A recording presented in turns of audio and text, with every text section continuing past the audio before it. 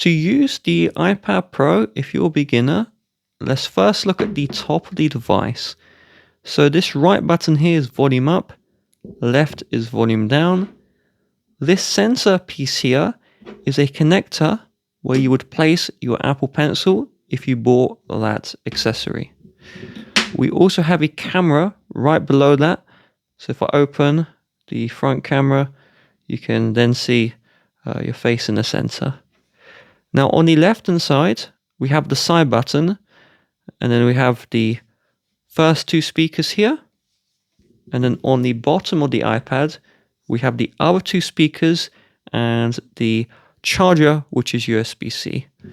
One thing is, even if you buy cellular iPad Pro, there is no more SIM card slot. You would have to watch a video on how to set up eSIM in your settings, and this applies to all countries. There is no SIM card in the iPad anymore. So using the iPad, if I open up an app and I want to go back home, you see this bar here, it will either be black or white, and where this bar is, with your finger, do a flick up motion, and then as you finish the motion, release from the touchscreen. So this is how it looks like. Flick up and release just like that. To enter the multitasking, as when you go home, the app has closed, but it's still running in the background. What we would do is we would do the same motion, but instead of releasing our finger, we're going to swipe up, then hold, and then release.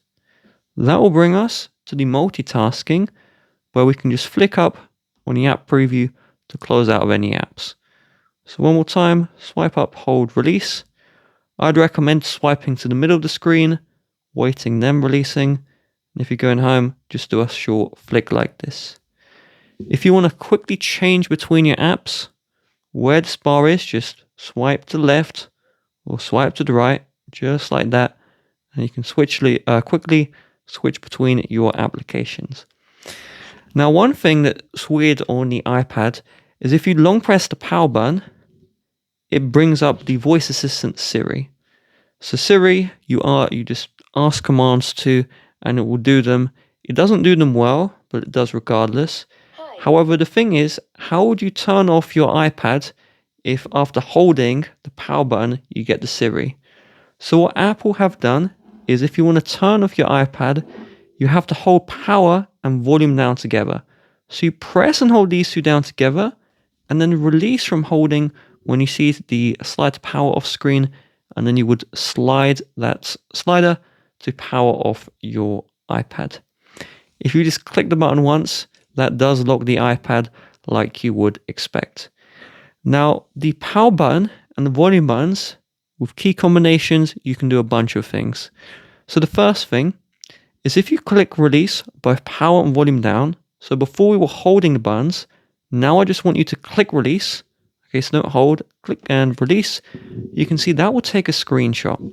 So this will show you exactly what you were doing in your iPad. Many find this screenshot gesture very inconvenient, and so if you're trying it, you don't like it, well, we can do a different way of screenshotting by opening settings, then select the multitasking and gestures, and I want you to turn on swipe finger from corner. And now, if we swipe diagonally from the bottom left corner, this will take a screenshot for us. Then we can tap done, and then save the photos to save that. Now, the second key combination is the force restart. Sometimes your iPad will freeze, or it just won't turn on, or the screen's black. So knowing this is always useful. Come back to this video if your iPad has problems and you forget what I'm about to do. So the key combination, and you have to do this at the exact same timing as I do. You can't take too long. You click release volume up, click release volume down, click and hold the power button. You can also click release volume down, then volume up and a power button. It doesn't matter which order you use. But when you hold the power button, you want to keep this one held down and do not release at all until you see the Apple logo. And once that's done, the iPad will turn back on. Back on the home screen here, if you swipe down from the far right hand side, this will bring you to the control center. And this is where you can change settings like your brightness, your volume, Wi-Fi and Bluetooth. Some of these options you can long press, and some let you long press them twice to change the options. Now, if we swipe down from the very middle here, this will bring us to our notification panel.